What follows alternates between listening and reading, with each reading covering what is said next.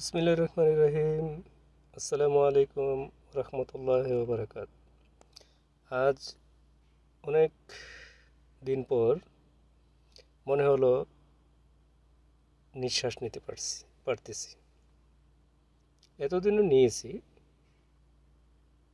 কিন্তু আজকের মতন খোলা আকাশে এরকম নিঃশ্বাস নিতে পারি নাই। সবসময় মনে হইতো যে মনে হয় আমি কিন্তু প্রবাসে আছি, তবুও মনে হইতো দেশ এক কালনাকিনীর হাতে বন্দি। তো দেশ এবং জাতি যদি নিরাপদ না থাকে, মাতৃভূমি যদি কোনো হারামজাদির হাতে বন্দি থাকে, তখন দেশপ্রেমিক যারা, যাদের ভিতরে দেশপ্রেম আছে, তারা পৃথিবীর যেখানেই থাকুক সে ভালো থাকতে পারে না। তো আমিও এমনই একজন, ভালো ছিলাম না। আলহামদুলিল্লাহ, আল্লাহর কাছে অশেষ অশেষ শুক্রিয়া। আমাদের তরুণ প্রজন্ম, ছাত্র জনতার মাধ্যমে আমরা গণঅভ্যুত্থান করতে পেরেছি, সাফল্য অর্জন করতে পেরেছি।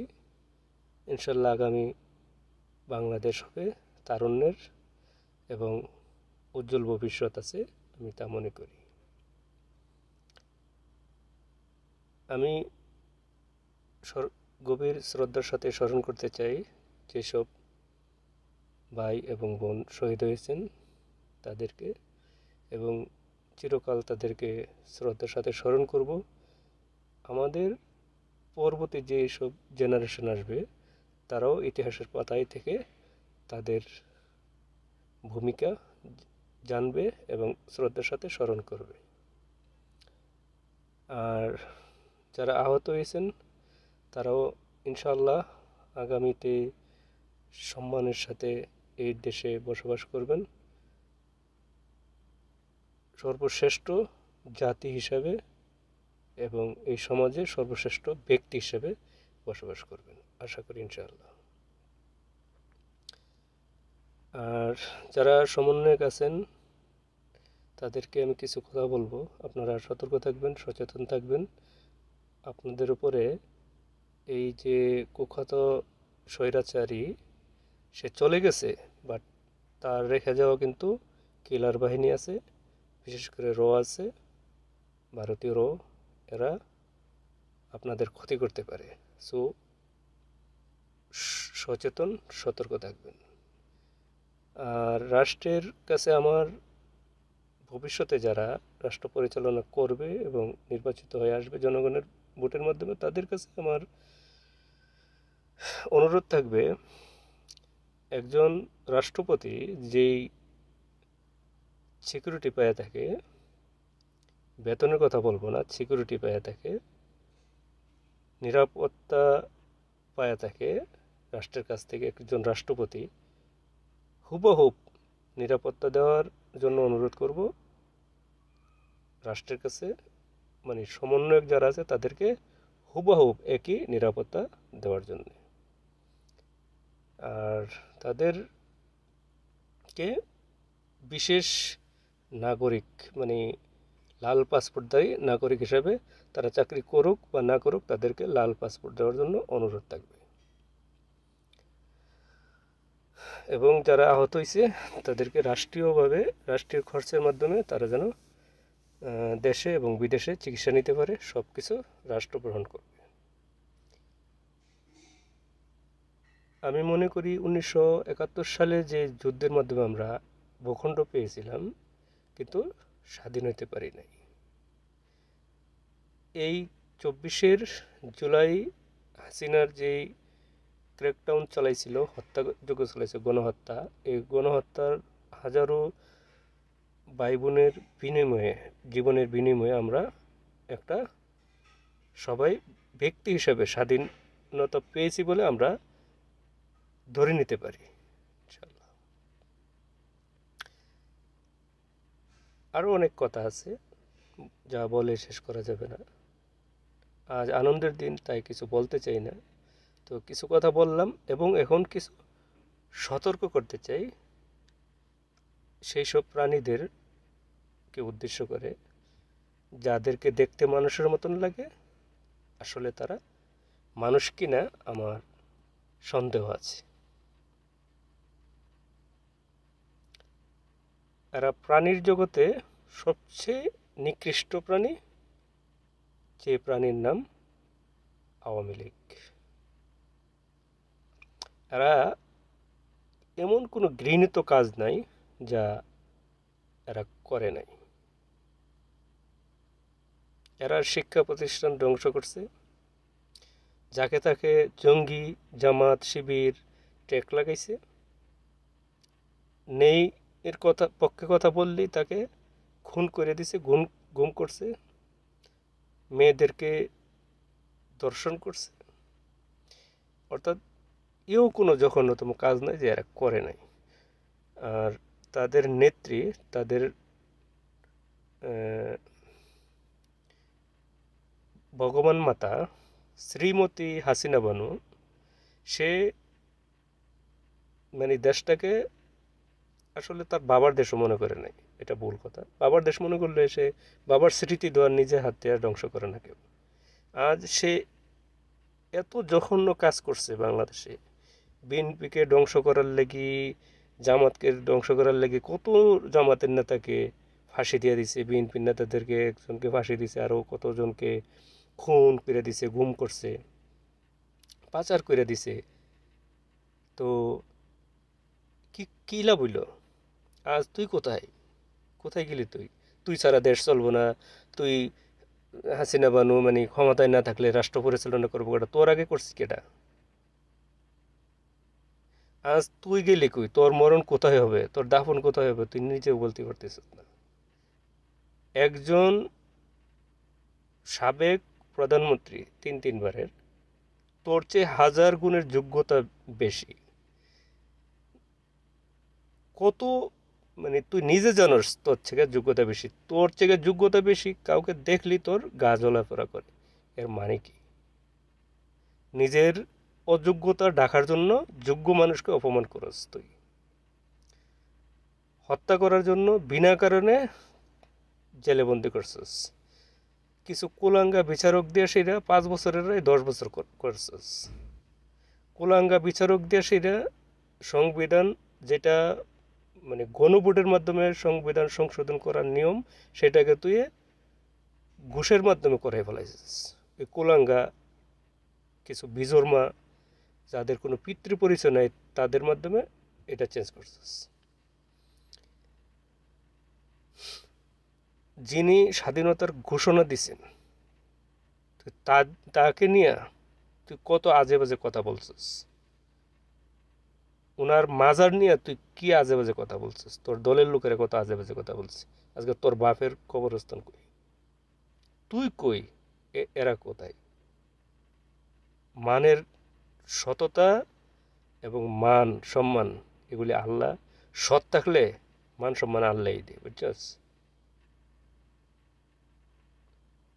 তো আমরা প্রতিহিংসা, আমি সবাইকে অনুরোধ করব, আমি একজন সাধারণ কর্মী বিএনপির, আমি অনুরোধ করব কেউ আক্রমণ করবেন না।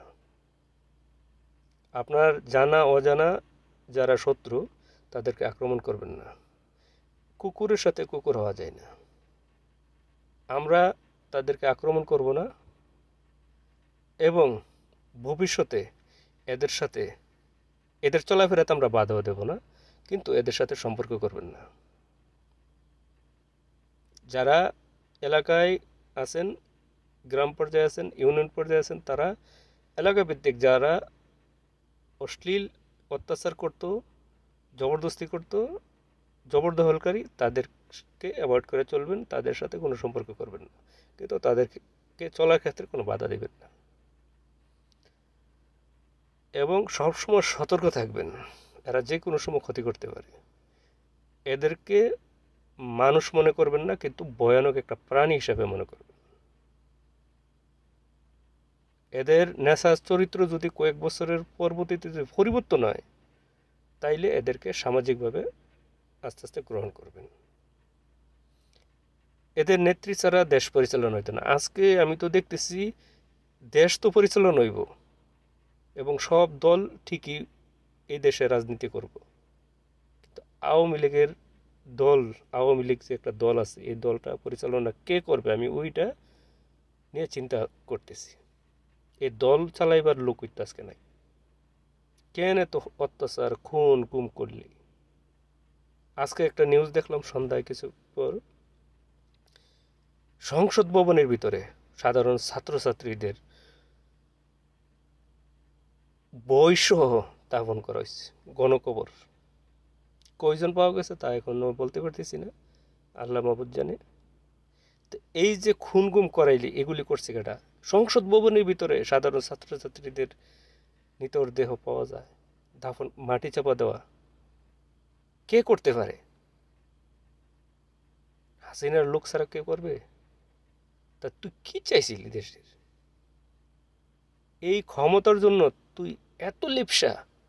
তোর যোগ্যতা থাকলে তুই ক্ষমতার জন্য এইভাবে মানুষ হত্যা করতি?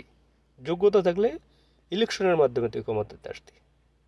মানুষ আন্দোলন করলেই তুই তাদেরকে জামাত শিবির জঙ্গি ট্রেক দিয়ে সেরা দমন করছিস, কারণ তুই জানোস তুই অযোগ্য। যে কোনো আন্দোলনের পিছনে ওই তোর বিনা ভোটের ক্ষমতা যে দখল করা, এটার ইস্যু আসবে। তুই এটা জানতি, তুই জানোস যে মানুষের খুব হয়েছে এই ভোট, বিনা ভোটের আমি প্রধানমন্ত্রী। এইটা জানতি দিকেই সব কিছুতে তুই একটা ট্র্যাক লাগাইবার চেষ্টা করতি। তোর দলের লোক চেষ্টা করতো, অস্ত্র নিয়ে নামতো, এতগুলি লাশ ফেলাইছিস। গেছত তো, আমি তো লাশ যে সময় ফালানি শুরু করছো সেই সময় গেছি।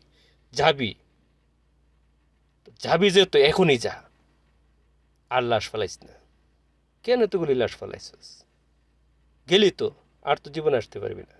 তোর পোলা আবার বয়ান ফোনদা যে তুই রাজনীতি করবি না। আরে তোর রাজনীতি করার হ্যাডেম আসেনি, যোগ্যতা আসেনি। যোগ্যতা লাগে রাজনীতি করতে। কিসের যোগ্যতায় তুই রাজনীতি করবি? তোর থেকে একটা মানে চামারও মানে ইলেকশনে দাঁড়াইলে তোর সাথে ইলেকশন তোর থেকে ভোট বেশি হইব, হারাম জাতি কোনানকার। তোর পোলা আবার বড় বড় আলাপ করে গাঞ্জা খাও, কয়েক প্যাকেট গাঞ্জা খাইছে, তার চেহারা দেখে আমার মনে হয়েছে যে শালা মনে কয়েক প্যাক গাঞ্জা খাইছে। তোরা তো দলটা গাঞ্জা খোর, এক্সপায়ার গাঞ্জা খাই আইসস। এ দেশের ভিতরে নেশা মানে ভরপুর করে দিছস। কলেজ স্কুল এগুলি মিজে ড্রাগ বিতরণ করস তোরা। শিক্ষক নিয়োগ দিছ তোরা দলের মানে অযোগ্য লুচ্ছাদেরকে আমরা একটা একটা করে পিছড়ে বের করব। এই স্কুল কলেজগুলো নষ্ট করে দিছস, হারাম জাদি গুনানকার। দেশটাকে শেষ করে সেরে গেছস। টাকা পয়সা এইভাবে জনগণের টাকা দিয়ে সেরা উন্নত পন্দাইছস, উন্নতের কাজে লাগাইছস 1 টাকার, নাম দিছ 1000 টাকা। সবগুলি তো জনগণের টাকা, তোর বাপের টাকা ছিল নাকি? মাগি কোনানকার মানচুত, মুখ খারাপ না করে পারলাম না।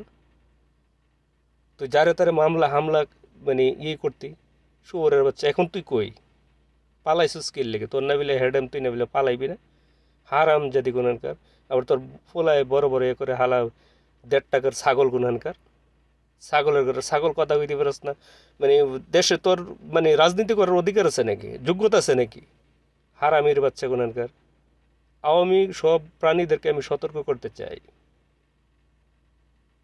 তোরা ভালো হয়ে যা। তোরা ভগবান মাতা শ্রীমতী হাসিনা বানু সে পালাইছে, আমরা তো ওদের কোনো ক্ষতি করবো না, কিন্তু ভালো হয়ে যা। এখনও সময় আছে, ভালো হয়ে যা। মানুষ হয়, মানুষ হয়, বুঝছ? মানুষ হয়ে সে দুনিয়ার থেকে যাইস। তোদেরকে আমরা তৃতীয় শ্রেণীর মানুষ মনে করি, তৃতীয় শ্রেণীর নাগরিকত্ব মনে করি বাংলাদেশের। তোরা তৃতীয় শ্রেণীর মানুষ, বুঝছ? তোরা, তোদের থেকে রোহিঙ্গাদের যোগ্যতা অনেক ভালো। তোরা কোনো দিন এই দেশের মধ্যে কোনো বড় আলাপ করবি না। ছাত্রলীগ এই খুন গুম এরা নাকি কি বলে বাল ফলাইছে আগে, সন্ত্রাসের করে সন্ত্রাস মাদার চোদকল।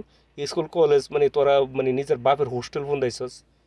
তোরা লেখাপড়া করবি না এখন? তোদেরকে ট্যাক্স দিয়ে সেটা সাধারণ ছাত্রছাত্রীরা লেখাপড়া করতে হইছে, শহরের বাচ্চা হগল।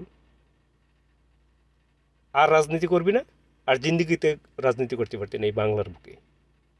চিরতরে তোরা শেষ হয়ে গেছিস, বিলীন হয়ে গেছ তোদের অত্যাচারের কারণে। তোদের এইসব যন্ত্রণার তোরা যেসব মানুষকে অত্যাচার করছিস, তোদের সাথে লোক নিয়ে গেছ জোর করে, দলীয় প্রোগ্রামে জোর করে লোক নিয়ে গেছ, মানুষের বিরক্ত তোদের উপরে। তোদের কোনো যোগ্যতা নেই এই দেশের মধ্যে রাজনীতি করার। আল্লাহ তোদের উপরে গজব নাজিল করছে, তোরা বিলীন হয়ে গেছিস একদিনের ভিতরে, তোরা বিলীন হয়ে গেছিস। তোদের যদি ন্যূনতম জ্ঞান বুদ্ধি থাকে এবং তোদের সন্তানাদি থাকে, এদেরকে শিক্ষা দিবি যে আর কোনো দিন মানুষের প্রতি টর্চার না করার লাগে, এইসব শিক্ষা দিস। তোরা তো মানুষ হয়েছিস না, সন্তানদেরকে মানুষ বানাই যাইস। তোদের প্রতি আমার একটাই অনুরোধ, সন্তানদেরকে মানুষ বানাইয়া এরপর দুনিয়ার থেকে যাইস। এই অনুরোধ রেখা আমি বিদায় নিচ্ছি। আল্লাহ হাফিজ। আসসালামু আলাইকুম ওয়া রাহমাতুল্লাহি ওয়া বারাকাতুহু।